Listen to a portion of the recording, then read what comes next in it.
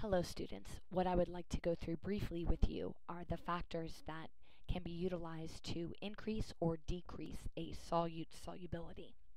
The first, of course, would be the chemistry of the solute in comparison to the solvent.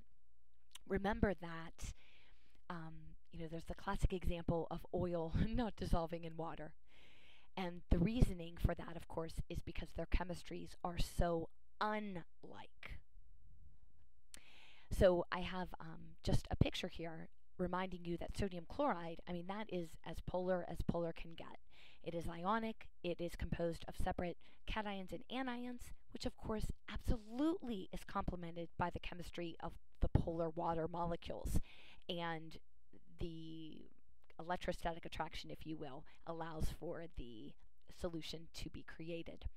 Where very, very nonpolar fats, and I have an example of a saturated and an unsaturated fat here. Sometimes we can have somewhat of a polar end, but the molecules are so lengthy that it just is impossible for the solution to be created. We can also adjust the pressure. Now, to increase the solubility or decrease the solubility of a solid in a liquid or a liquid in a liquid, pressure will not influence that. It is only an aid if our solute is in the gaseous state. Remember, solids and liquids are not affected by changes in pressure because the particles are already so tightly packed, even in the liquid state. So really only pressure influences the behavior of gases. Well, as we see, of course, with pop cans and pop bottles, we know and have grown up hearing the wonderful ksh sound that escapes and is created when the gaseous carbon dioxide has its pressure relieved when we open up the bottle of a soda bottle or a can. Well, that is, of course, because to deliver the carbonation that we so enjoy with fresh soda, the pop needs to be kept in a container where the pressure of the carbon dioxide above the solution is around 5 atmospheres. That is explained to us through Henry's law. Henry's law is mathematically C, or the concentration of the gas, is directly related to the pressure of that gas above the liquid.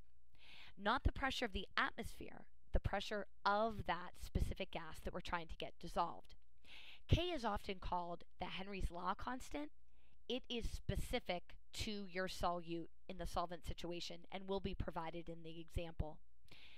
Henry's law, technically, as I have here, conveys to us that the amount of gas dissolved in a solution is directly proportional to the pressure of that gas, or the partial pressure of the gas in a mixture above the solution.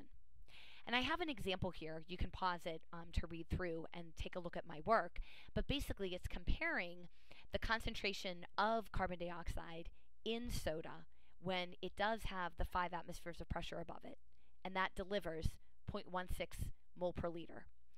Where when it is opened, the pressure of carbon dioxide in the atmosphere is actually only 4 times 10 to the minus 4th atmospheres in the 1 atm that we fill at sea level. And you can see the dramatic decrease in the concentration of carbon dioxide when the pressure is changed so dramatically. Hence why we hear the sound when we open up a can of soda or a bottle of soda. Now, we can also affect solubility by increasing or decreasing temperature. In general, the solubility of solid solutes increases with increasing temperature, which this graph shows us.